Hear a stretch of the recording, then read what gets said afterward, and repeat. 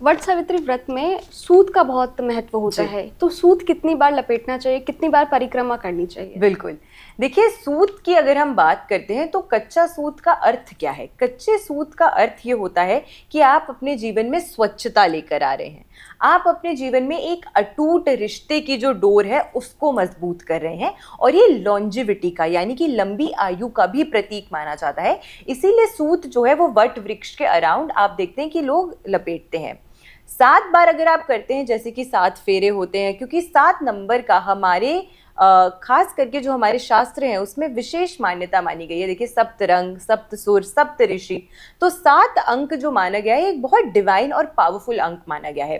तो आप 7 बार परिक्रमा कर सकते हैं, 7 बार नहीं कर सकते हैं किसी भी कारण से तो 3 या 5 बार भी कर सकते हैं, लेकिन सबसे अच्छा होता है कि आप 7 बार कम से कम परिक्रमा करें। उससे अधिक आप करना चाहते हैं तो 11 बार या 108 बार भी परिक्रमा जो है वो आप कर सकते हैं।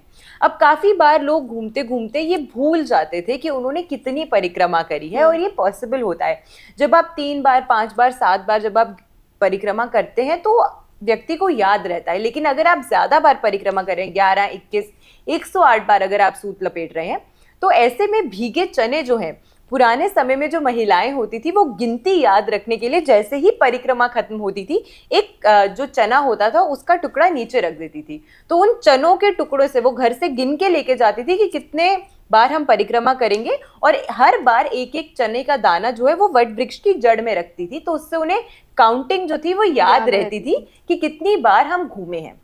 लेकिन ये एक प्रैक्टिकल एस्पेक्ट है। इसका शास्त्रीय अर्थ क्या है? जब आप घर से भीगे चने लेकर जाते हैं तो भीगे चना ही एक ऐसा गेहूं, एक ऐसा धान माना गया है जो विपरीत परिस्थितियों में भी नियंत्रण उगता रहता है।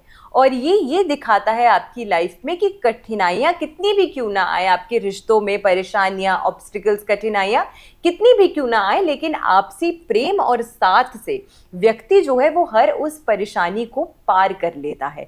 तो ये उसका सिंबॉलिज्म भी है। तो इसीलिए जब भीगे चने जो महिलाएं हैं वो लेकर जाती हैं अपने पूजा में, और कच्चा सूत लेके जाती हैं अपने पूजा में, तो ये सभी चीजें जो हैं ये एक तरीके से आपके रिश्तों की मजबूती को और उसकी स्वच्छता को भी सिंबलाइज करता है, इंडिकेट करता है। क्या आप जानते हैं श्री कृष्ण ही काली है? क्या आपको पता है राधा जी ने श्री कृष्ण के सामने कौन सी 3 शर्तें रखी थी? क्या आप जानते हैं कि द्रौपदी पिछले जन्म में कौन थी और उन्हें 5 पति कैसे मिले? सूती चैनल पर सोमवार से शुक्रवार हम लेकर आ रहे हैं ऐसी ही पौराणिक और रहस्यमय कहानियों की खास सीरीज, जहां हर कहानी में छिपा है धर्म, रहस्य और जीवन का गहरा सच। तो अभी स्तुति चैनल को सब्सक्राइब कीजिए और इस अद्भुत सफर का हिस्सा बनिए।